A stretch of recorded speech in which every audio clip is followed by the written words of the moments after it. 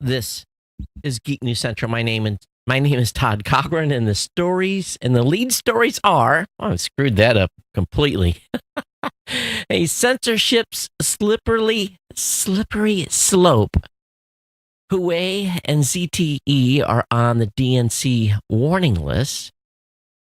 MoviePass once again makes a change to the plan. And some senators want answers from Google on China. I want to welcome you to episode 1303 of the Geek News Central podcast for Monday, August 6th. This show is sponsored in part by GoDaddy.com and listeners just like you. Great deals from GoDaddy can be found at geeknewscentral.com/GoDaddy. Of course, you can support this show today by becoming an insider at geeknewscentral.com/insider or simply paypal.me/geek news. You can pick up Ohana gear at cafepress.com/Ohana store. Hey, I want to give a warm welcome to all the longtime listeners of the show. Of course, if you're brand new to the podcast, I want to welcome you as well. Being new really means one thing. All you got to do is take just a few moments and visit geeknewscentral.com. Let me try that again. Visit geeknewscentral.com. Get signed up for the show by subscribing. And you can subscribe to the podcast right on the right-hand column of the website, whether it be via Apple Podcasts on Android, by email, Google Podcast on Stitcher, TuneIn, Spotify, or use an old school RSS feed that powers the podcasting space. Subscribe to the show. That way you get this show delivered automatically to your mobile device. We want you to do that. That way you'll stay connected with the team here, with the Ohana. And of course, sign up for a newsletter as well. You'll find that link on the website as well. And more importantly, visit geeknewscentral.com on a regular basis. See all the great content my content creators are putting up there. I definitely write a decent check every month to make sure that we have fresh content on the website. And I got a great writing team that's putting that together. Of course, you can join our chat room. Our chat room is a Mastodon server. For those of you that are geeks out there, you can go over to geeknews.chat, geeknews.chat. Join the Mastodon. Join in. Get in on the federated timeline. Hang out with the geeks. Share information. We want you to do that. So geeknews.chat. Sign up, add your account. That way you can join in and submit stuff for the show and chit-chat there. Of course, if you have comments on today's show, you can do so via email at geeknews@gmail.com, geeknews@gmail.com. You can follow me on Twitter at geeknews. You can join our Slack channel as well. So we got all kinds of cool ways to connect. Join the Slack channel. Send me an email. Say you want to join the Slack channel. You can follow me on Google Plus or Facebook. You can watch this show on the Roku via the Tech Podcast channel or on the Apple TV just by searching for Geek News Central. You can listen on Stitcher or Blueberry.com. You can listen to this show on all the smart home devices, whether it be an Amazon device, whether it be from Google Home or Microsoft. All you have to do is use the keyword to say, play the podcast, Geek News Central. That'll get you going in most instances. So a little bit of variances may be required, but you get the latest episode right off the bat, played for you right in your home via smart speaker. Of course, partner shows include the Gadget Professor, Mr. Don Bain. We've got the Pro Gear site being written by the GNC team at progear.guru, the New Media Show at newmediashow.com with my co-host, Mr. Rob Greenlee, and the Podcast Legends Show at podcastlegends.com. This show is sponsored by our good friends at GoDaddy.com. They've been with us since June of 2005, and I will be straight up. We're off to a slow start for August. So I need everyone to step up to the plate. I'm looking at the date. I'm looking at where we should be, and we're behind. So, there's great deals to be found at geeknewscentral.com/GoDaddy. And all my codes are there. 30% off. 30% off new product purchases. Let me get that straightened out. 30% off new product purchases. You can get a .com for 99 cents. You can get $1 a month economy hosting with a free domain. $1 a month for a year, $12. You can use $1 a month for managed WordPress hosting, again, for the first year with a free domain. So again, you get hosting launch, you get up and running for $12, including a free domain, or just get a .com for 99 cents, or pick one of the other products and services and get 30% off. Or if you're a business owner, 1 month free trial of GoDaddy Website Builder, your choice of personal, business, or business plus plans. All my codes can be found at geeknewscentral.com/GoDaddy. They all start with CJC. In the middle is GNC, then the offer. CJGNC 30, CJC GNC 99, CJC GNC 1HS, CJC GNC WP1, CJC GNC free. All those promo codes are there for you to use. Get connected. Let's get some sales going. Talk to this with your friends, family members, people that you know. Let them know there's great deals to be had here. Link to this page from your social media accounts, whether it be Twitter or Facebook. Just link it up. Go grab it off the website. Tell your friends, and that is as good as a donation. Whenever you do that, it really helps the show a lot. Helps the page rank on the website, whole 9 yards. So definitely go out and share the codes. GoDaddy's got a great lineup of products and services. I mean, a really great lineup of products and services. Everything that you can ever consider that you would ever need to get up and running, whether it be a small business, whether it be a blog, whether you're thinking about starting a podcast, you can get the website set up. It's really, we've got everything you need over there. And definitely get over to geeknewscentral.com/GoDaddy. It's a place to go to start your shopping experience. Use my codes, share the codes wide and with everyone that you know. All right, everybody, thanks so much for your ongoing support with GoDaddy. And we definitely appreciate GoDaddy for being a continued sponsor here at Geek News Central. All right, so let's get into a little bit of what's been happening on Saturday. Is it today? Today's actually Monday. On Saturday, had an absolute monster new media show with Rob Greenlee. And for the first 20 minutes or so, it was just Rob. And then we had a gentleman join us from Radio Inc. To talk about the radio side of podcast movement. And for the first time, I think, ever, it got a little bit of hate tweets. I guess that's the best word to say it. And it was specifically from one individual who said I was down on radio.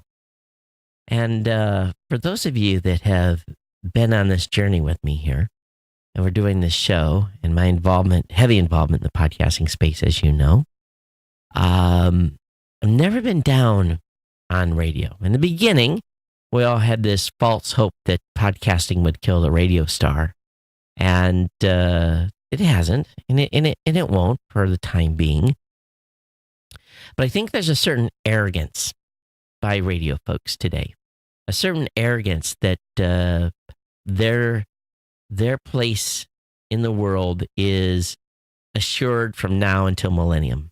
And I'd be honest with you, I see, I get kids ranging 14, 20, 22, and 27. I see how they use media. I see how they connect to things online, whether it be YouTube or Pandora or Spotify or Hulu. I watch how they're doing, how they're getting connected to the online world, and I look at their friends, and I just watch and I observe. And if you've done any of that, you will know that age group has a whole different perspective on media today and how it's being consumed. They don't care about CNN, Fox, MSNBC. They don't care about any of that. They really don't. They don't care about Morning Drive. They don't care about jocks. They don't care about traffic. Why? Because there's an app for that. And that's what they use. They have an app for everything. And right on their mobile devices. My 20-year-old son upgraded to an iPhone 10. Matter of fact, I just saw it on the kitchen table. I was like, who got this? He said, I did. And I'm like, oh, and, he earned it. He paid cash for it. So, good for him. Except he's got some bills to pay. So I was giving him the little evil eye. But this is how they stay connected and view the world. They don't turn on the radio.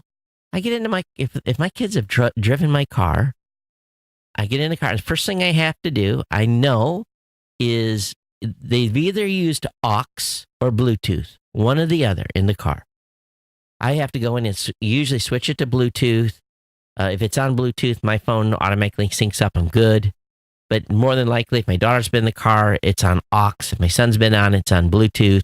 So I kind of know it's never on AM. It's never on FM.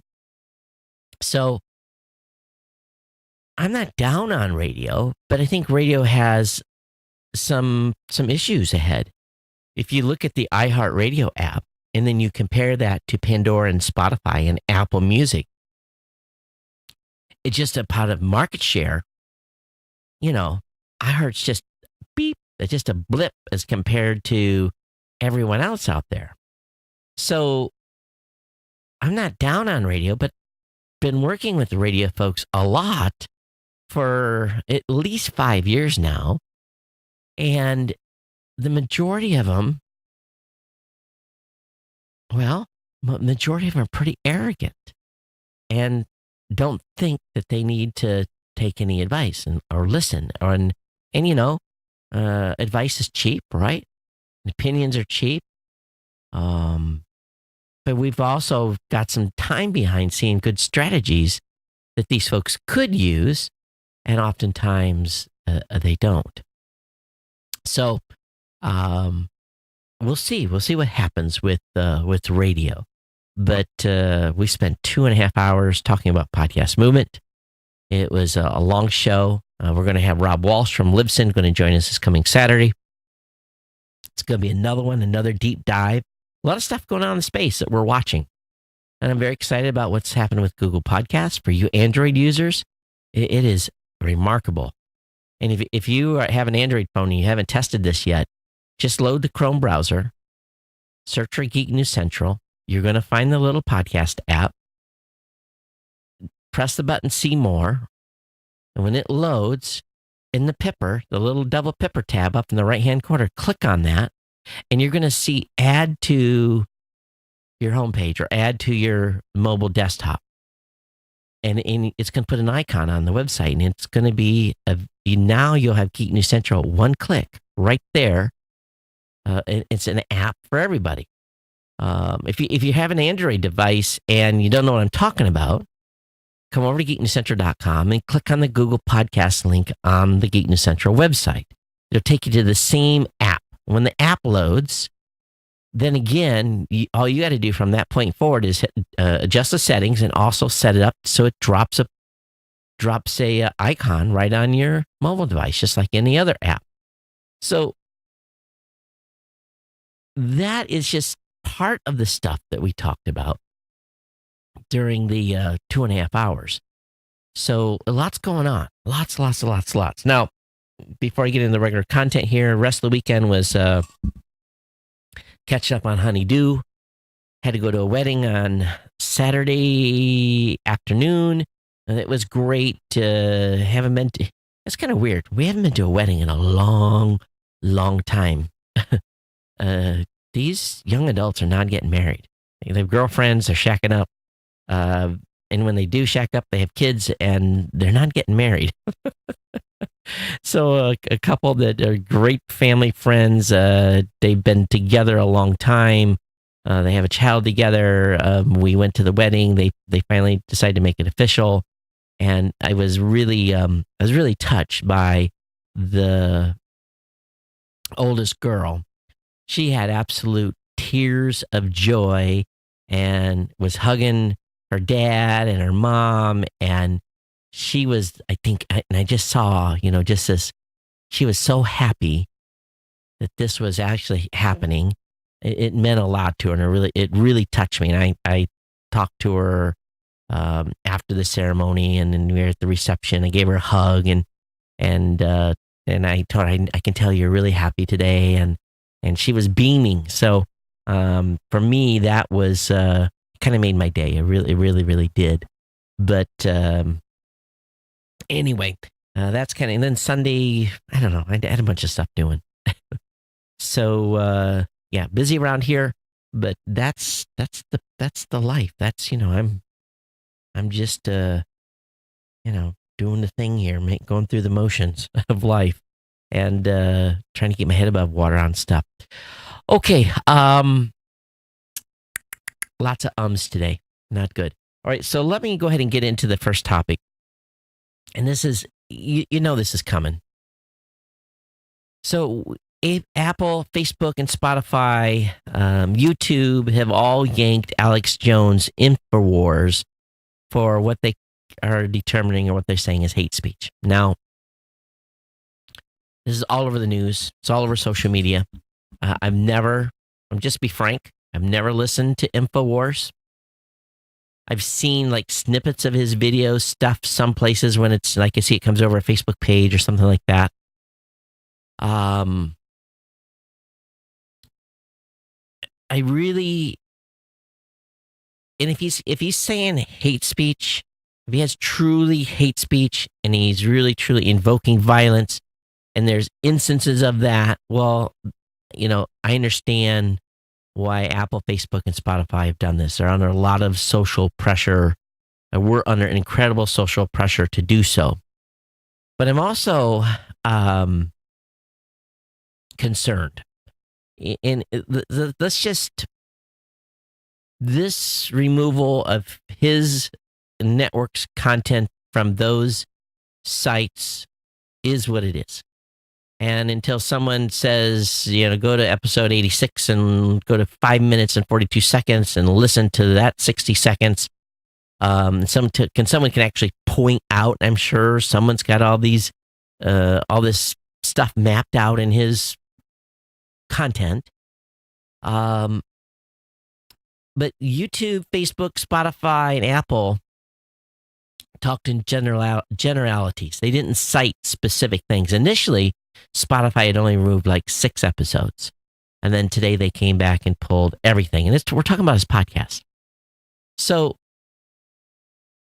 I'm a staunch protector of freedom of speech, and I'm really against censorship. And while these companies were likely fully justified to remove the content, and again, I don't listen and haven't heard the specific content that basically got him banned and delisted from these platforms, I think we have to be careful because we're in such a hypersensitive time right now that people are triggered and go off on the littlest thing. And again, I'm not condoning. I'm not saying he didn't say these things. Let's just be clear on that, so you guys don't come back and double barrel shotgun me here. But on the broad side of things, let's look at the global. Let's look at content globally.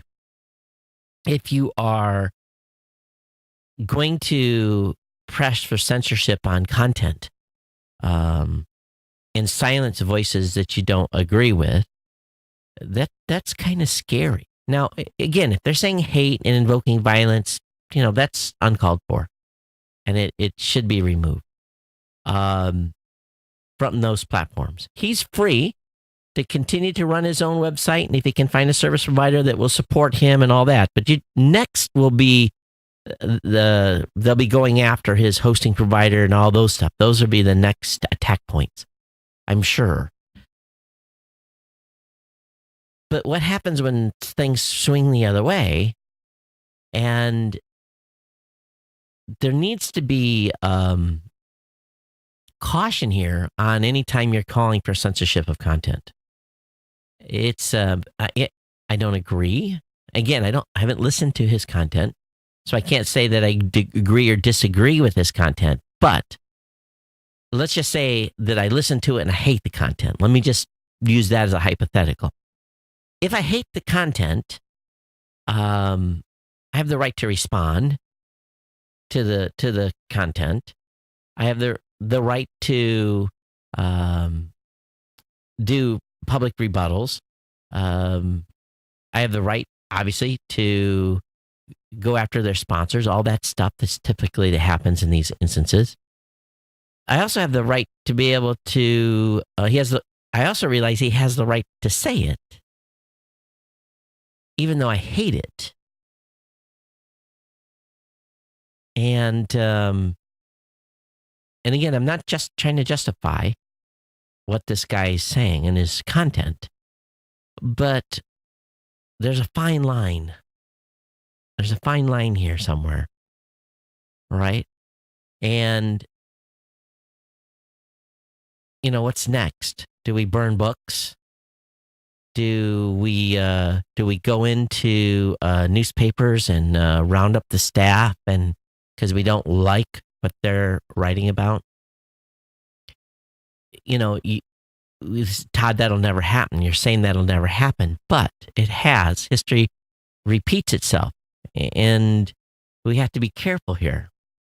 And these platforms, Facebook, Apple, Spotify, they all have a right to have removed those. They're they're publicly held or private companies. Nothing to say that, there's nothing here against the law of them doing that. But at the same time, if they have other content on their site they've been called attention to, that they're not removing, and let's just hypothetically say that there was, obviously, the InfoWars stuff is hard right content. So let's say that there's someone, or radically right, let's use that word if that's the appropriate way to say it. But what if there's a radically left content that is saying hateful things just the same? Has there been action taken upon those folks that are making commentary? There's been a lot of stuff in the news recently about a New York Times writer who has said some pretty hateful things too, but yet she still has her right and her job to post commentary for the New York Times. So I think what we're going to have to be careful here is of this slippery slope. We're going to have to watch, and I'll be the first to admit you have the right to say stuff. I can obviously not like it. I can obviously protest against it. I can obviously speak out against that content. But I don't think I want to deny someone the right to be able to say it. And are we going to get to that point? I don't know. It's just like flag burners. Do I like flag burners? Absolutely not. I'm not, I'm the type of guy that is very patriotic, and I'm a, I want to protect the flag and I want to make sure it flies and it's folded up correctly and stored and disposed of correctly when it's, basically seen better days. But do I have a problem with people having a right to do that? Nope, that's their right. They can stomp and trash a flag. That's their right to do so. I don't have to like it. So I think we just have to be careful here on the potential. Where's the line being drawn? And I think what I would love to see Apple, Facebook, Spotify, and everyone do is say, here are the instances. Here is the speech, or here is the commentary that got this guy's content pulled. I'd like to know specifics, because a lot of it is just generalities, and the majority of us have never listened to this guy's rhetoric. So, started out with a few episodes. Then people were still pushing, and then they removed more. And so just think that it's a slippery slope here. And most of them basically said it was for hate content. And he was invoking hatred or violence against a group of individuals based on their characteristics or maybe their sexual preference. And, that is not acceptable. I agree with that. But at the same time, we have to know exactly where the line, I'd like to know where the line is on this content. Am I wrong here? Am I on track? Do we have to make sure that we're not censoring content even if we hate it? I don't know. I'd love to hear your guys' thoughts on this a little more. Yeah, as Rita says in the chat here, look at China when it comes to censorship and what Google is having to go through.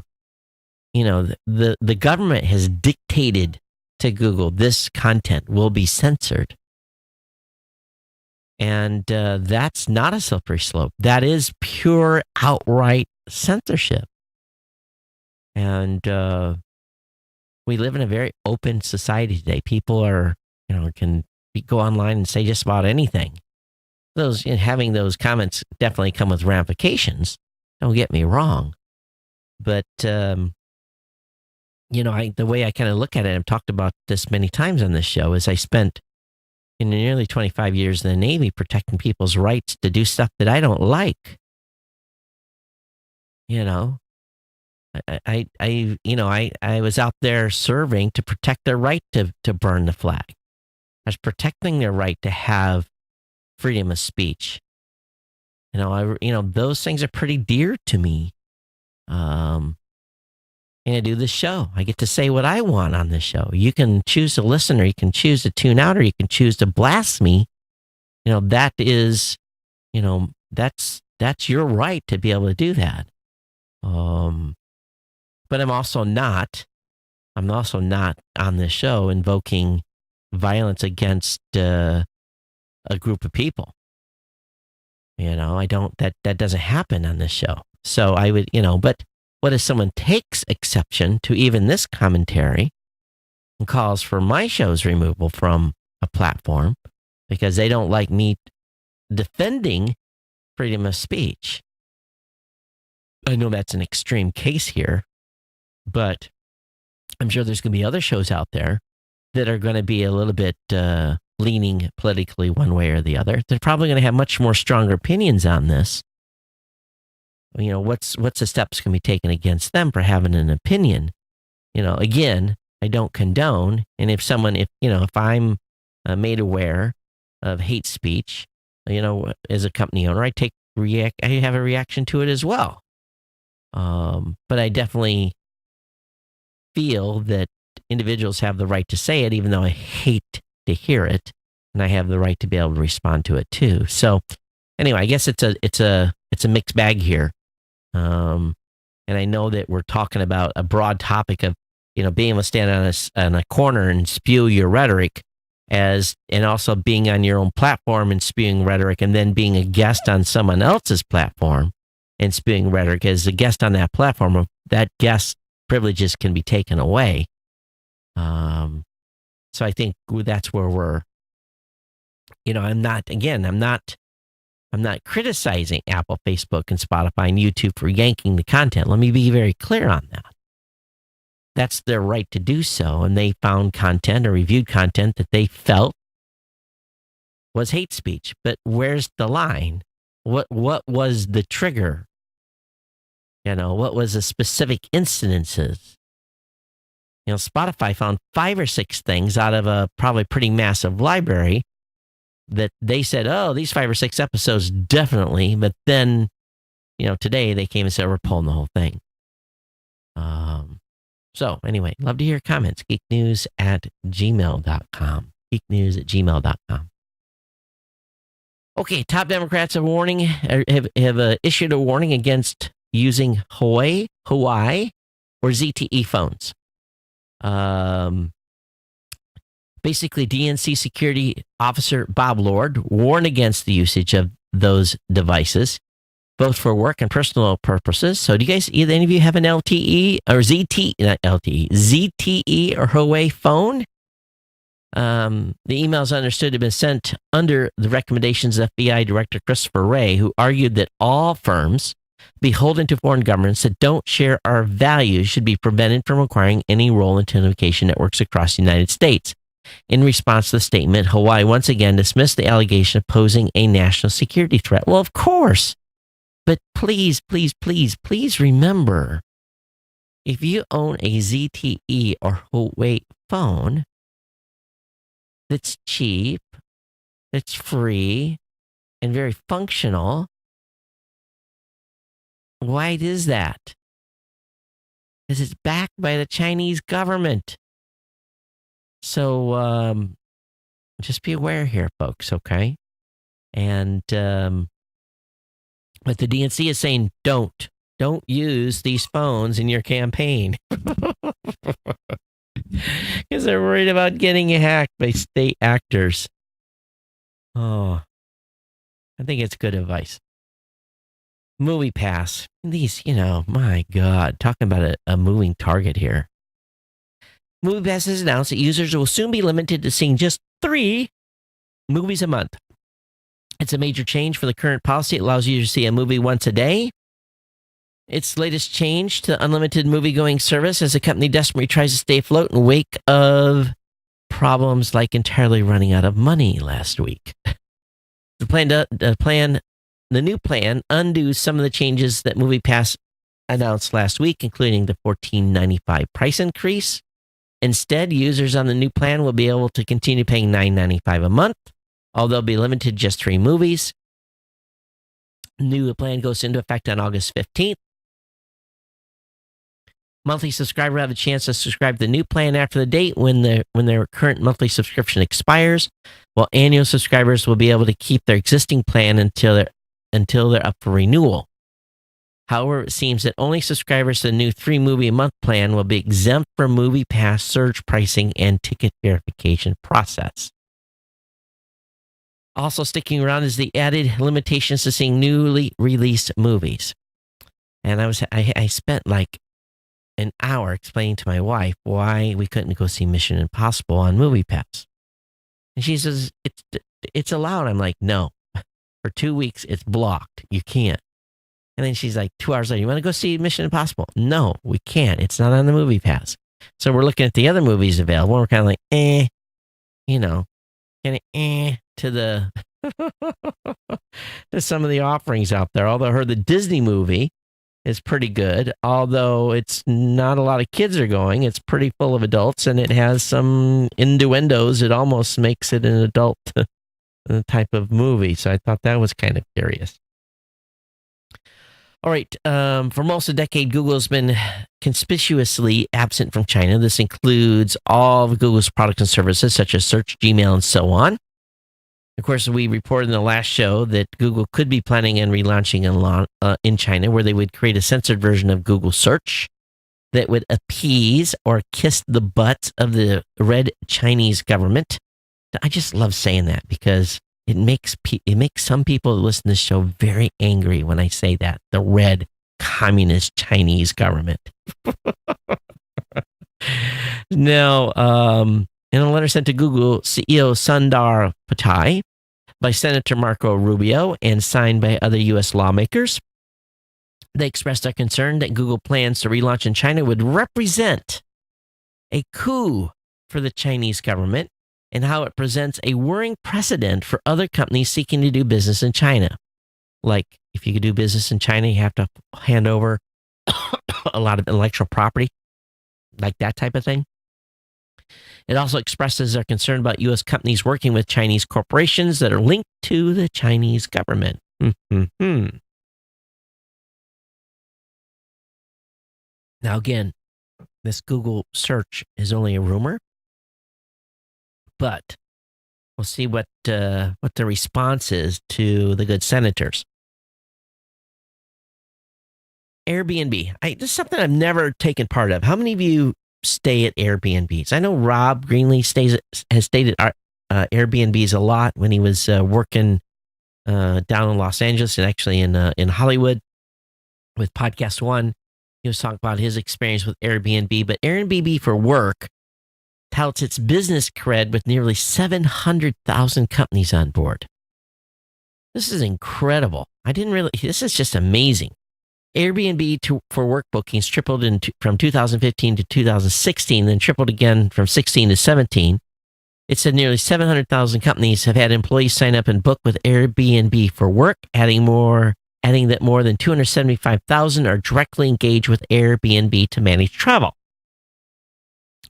People are also mixing work and fun. Airbnb said that more than 30% of Airbnb for work bookings include at least one weekend night or longer stay of at least 14 days.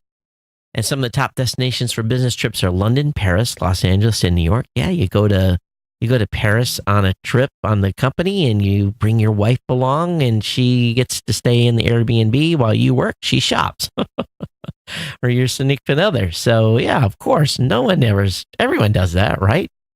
They say we're seeing a massive continued growth of companies booking with Airbnb for work, and for me, I don't know. I'm just I guess I'll have to try it, but I'm just kind of like, I like the convenience of hotels. I know what I'm going to get there. It's a known quantity. I stay at certain brands, I stay in certain chains, and the experience, maybe it's just a comfort zone thing. Maybe I'm getting old. How many do an Airbnb on business trips? It sounds like a lot. I know a lot of these Airbnbs are strictly set up, these properties are set up as Airbnb's properties. So it makes sense to me here that people are doing that. But I find it weird going into someone else's home that's actively being lived in. It kind of weirds me out a little bit. And I tell you what, people that do that, they're pretty gutsy. It's just letting strangers come into their house and stay. To me, it's just like, how much snooping through people's stuff do people do, And how much stuff do you have to like sanitize from your guest? I guess it would make you be neat, right? I got stuff everywhere, be honest with you. Yeah, there's a metric ton of stuff, even in the studio.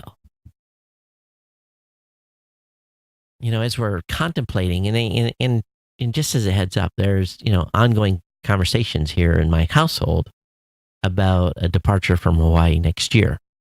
And, as a matter of fact, we had a little household meeting on it tonight talking about it and trying to figure out what we're going to do in the process. So, yep, it's tick-tock on that potential departure from Hawaii here. But it's been in work for a long time. 19 is the year, has been the goal for a while. So I just, kind of shudder having to think about packing this place up. I'm going to have to purge a lot of stuff. All right, NASA is looking for ideas. For 18 years, the International Space Station has been orbiting the zenith of the global scientific corporation has hosted a continuous human presence and thousands of science experiments. But the $100 billion laboratory won't last forever. President Donald Trump's proposal to withdraw federal funding in 2025 has jolted a discussion about its future. The idea of ending U.S. taxpayers' role, the station costs more than $3 billion annually. I think that's cheap in the scheme of things. And a partnership with Russia, Europe, and Canada and Japan has stirred congressional opposition. And it's being asked who might run the International Station if the government doesn't. The administration is betting on private enterprise to take over, freeing up billions to spend on Lunar Orbital Platform Gateway, a planned outpost designated to return U.S. astronauts to the moon in the 2020s and to Mars the following decade. So they're looking for ideas. So if you have an idea, NASA wants to hear it. So this is your opportunity to submit some interesting ideas over to the Google team. This next article is going to kind of blow you away here. Verizon didn't bother to write a privacy policy for its privacy protection VPN. Verizon's Safe Wi-Fi says it protects your privacy and blocks ad tracking. But its current privacy policy is a placeholder that says the exact opposite. Now, check this out. So, in the terms of service, McAfee's privacy note is available at and explains McAfee's policies with respect to the collection, use, and disclosure of information related to or derived from your use of the Safe Wi-Fi app. Please read the privacy notes carefully and completely. It is incorporated by reference into the McAfee license agreement and by using the Safe Wi-Fi app. You consent to the collection, use, and disclosure of your information as set forth in that policy. Since McAfee can't guarantee the security of your personal information, you acknowledge and agree that you provide it to McAfee security at your own risk. Now, if you go down a little bit further, it basically talks about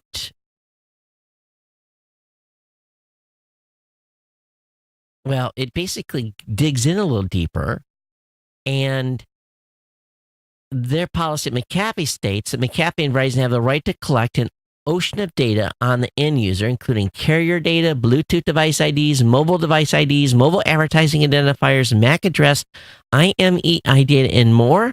The policy explicitly says that browsing history can be used to help target ads to you. They say we may use the information collected through our services, such as what website you visit or the mobile application you use, to allow McAfee and others to show you ads that are targeted to your interests. Now, when they were pressed as to why consumers pay for a security and privacy tool that seems to encroach on consumer privacy, the company told Motherboard that the current privacy policy doesn't accurately reflect what's being collected. Please know that neither Verizon nor McAfee collect any personal data regarding its users or use of the Safe Wi-Fi VPN. So it's just they're contradicting each other. So don't use the Verizon VPN called Safe Wi-Fi. Don't pay the $4 for it. Use another VPN out there. These guys are idiots. Surprise! Google shocked the world with a sudden Android 9 Pixel push. So Google today unexpectedly started to roll out to masses its latest version of Android, dubbed Android 9 Pie. This major build of the mobile operating system is right now being released to Pixel devices as well as the Essential phone. Google says other Android devices will get the update over the course of the year. So if you got a Samsung device, you'll get it in about 2 years. We previously covered the version 9 features on this website at the Register, but there's a few things here you want to pay attention to. It basically prioritizes battery power for your most used apps, sets brightness to how you like it depending on your settings, offer action in apps based on your previous activities. Later this year, show slices of apps and other apps. For example, search for Lyft in Google and displays a small section from the Lyft application with the ride prices and so on. The system navigation bar is a single home button and the ability to swipe up to see an overview of the device. Options displayed for selected text depend on the context and meaning of the words. For example, if you highlight the name of a restaurant, you'll be offered to search for Yelp reviews of the place and other stuff. So Android 9 Pixel is Android 9 Pie has been pushed. The Justice Department warns of higher pay TV prices in AT&T Time Warner appeal. No kidding. The agency believes the district court that allowed the deal to happen relied on two fundamental errors first decision. So the U.S. Department of Justice filed its opening brief of its appeal, which was designed to prevent or break up AT&T's acquisition of Time Warner. The Justice Department claims the initial ruling rested on two fundamental errors, including the economics of bargaining, which includes how a provider like DirecTV would negotiate for rates with cable companies like TNT or CNN, as well as how multiple divisions could cooperate to maximize profits. The agency warned that American consumers will pay hundreds of millions of dollars a year more for paid television services as distributors pass on their higher costs. The appeal was a surprise given AT&T's complete victory over the agency in June. Most industry observers expected Judge Richard Leon to dictate concessions to the telecom provider in his ruling, but Leon ruled in favor of AT&T without any stipulations and admonishes the department for such a weak case. And the DOJ is not giving up. It's 170.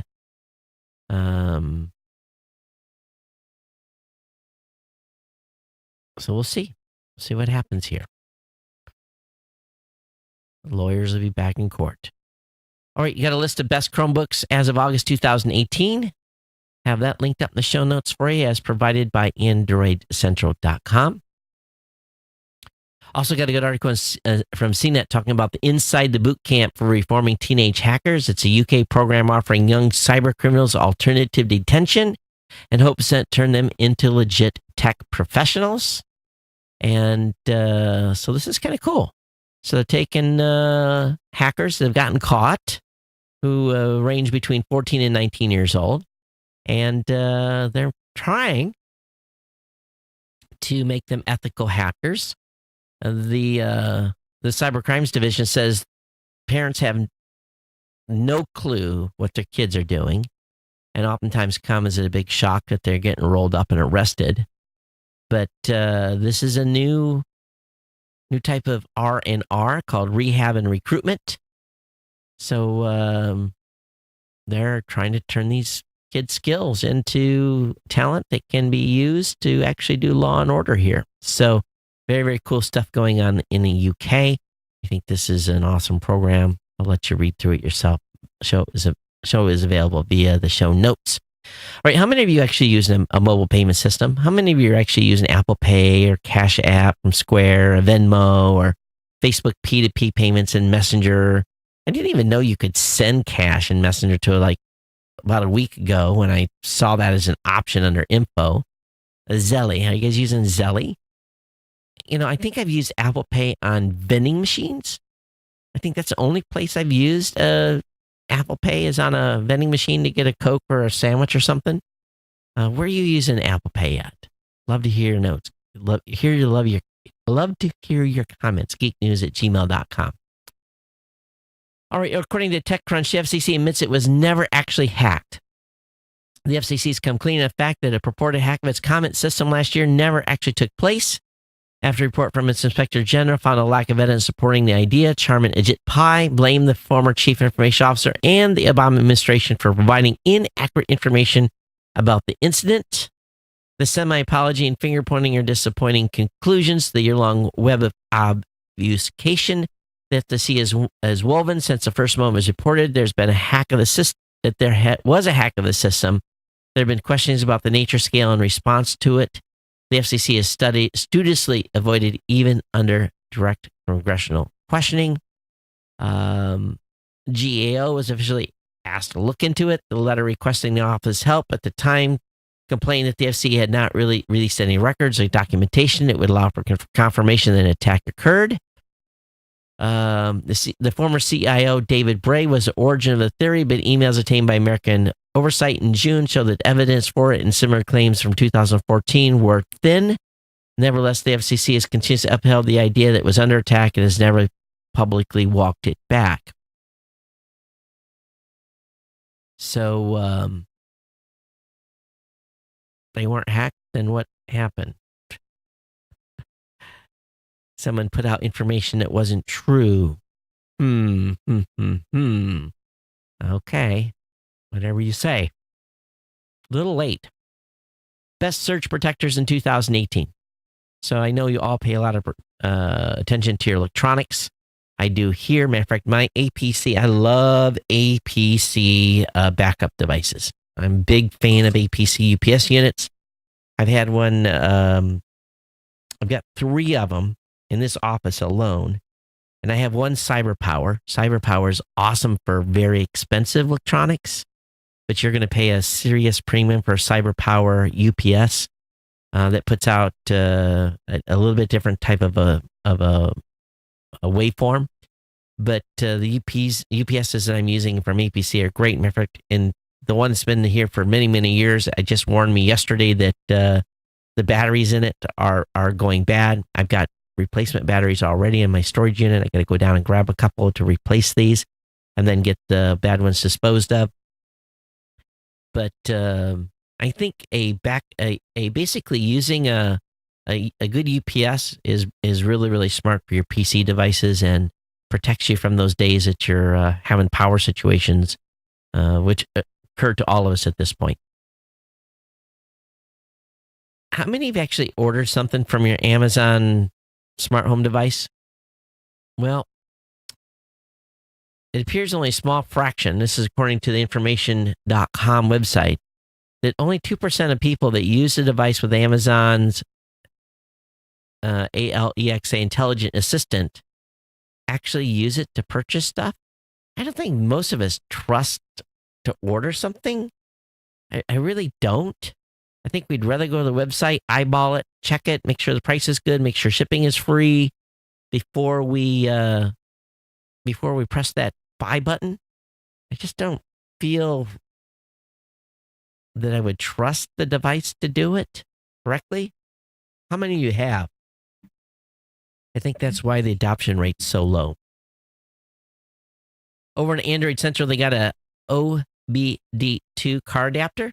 Of course, the OBD2 adapter is basically designed to plug into your car.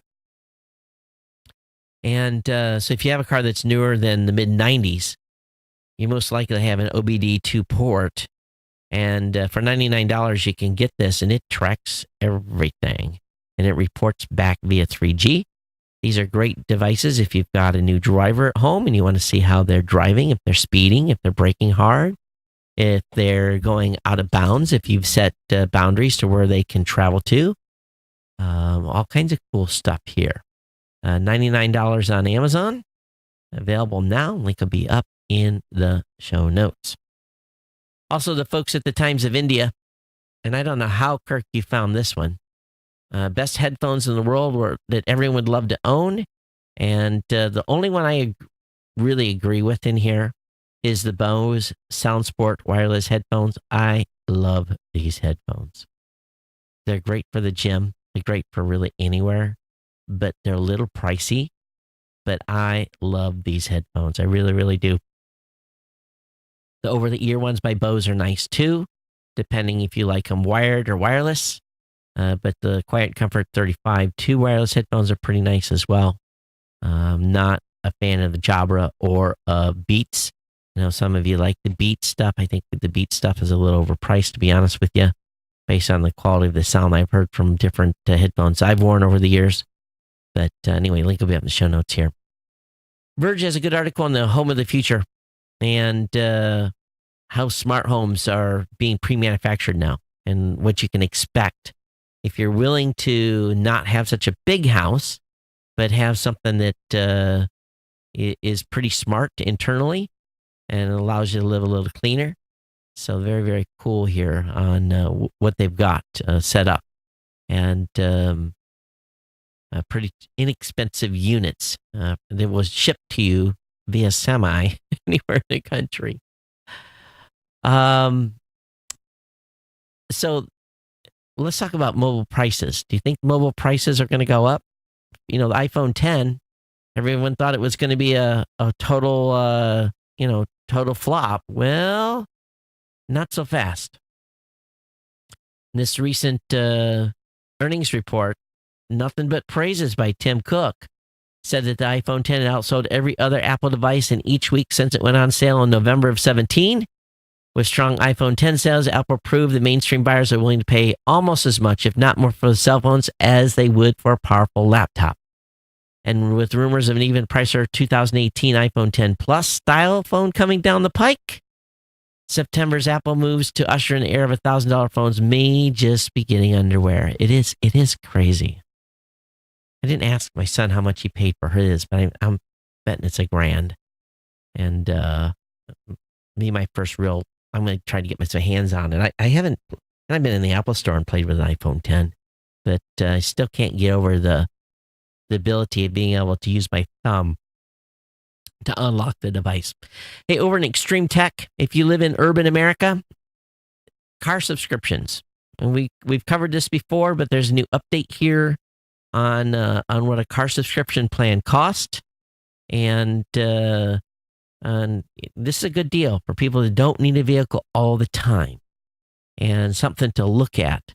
I'm thinking, this may be a replacement for leases. I don't know at some point, but there's definitely some cool features here with car subscriptions, especially if you live in an area where you don't need a vehicle that often. T-Mobile has updated its unlimited plan and cut out some of the extras. Today, T-Mobile announced a new plan called Essentials, which is advertised at just $30 per line for a family of 4 and includes unlimited talk, text, and data. It's geared toward customers that just want the basics. T-Mobile other unlimited plans include mobile hotspot, Netflix, and more for $40 or more per line for a family of 4. The price breakdown as follows. The first line on T-Mobile Essentials costs $60, while the second line costs $30. Each line after that, for a total up to 6 lines, costs $15 per month. But if you don't have autopay set up, it'll cost you $5 more. So good on T-Mobile for keeping pushing the envelope here. Amazon's Alexa's new answer update will feature feature will notify you when keyword from Amazon learns something new. So this feature, you ever asked your smart home device something? They basically said, I can't answer that. Well, you've got the ability now to turn on this feature so that when it does have an answer, it can give you an answer, which is kind of interesting. So I wonder if Amazon's collecting those questions that it can answer and is programmatically adding them as more questions accumulate in the same type of question vein.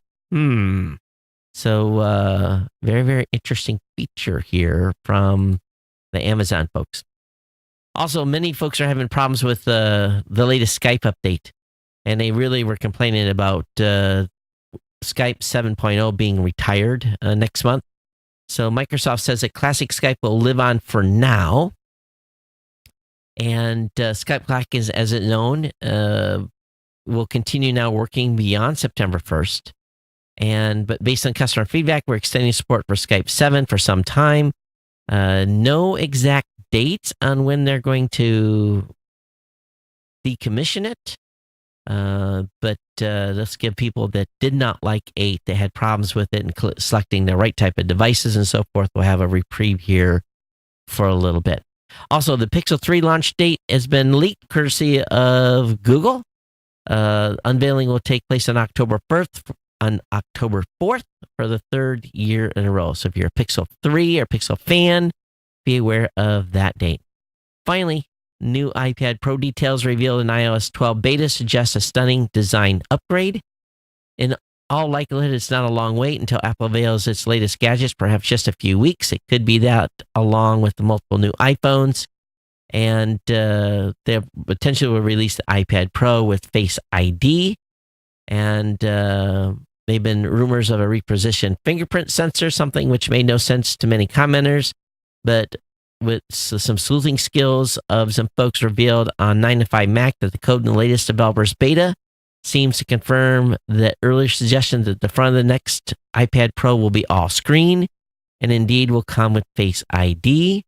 But if you thought that was all they could find, it's basically thinking Face ID is present in the next mysterious tablet release. As noted elsewhere, I don't think speak fluent code, but he does. All right, that's what he just said. That's reconfirming what they... Oh, there'll be an iPad with no home button.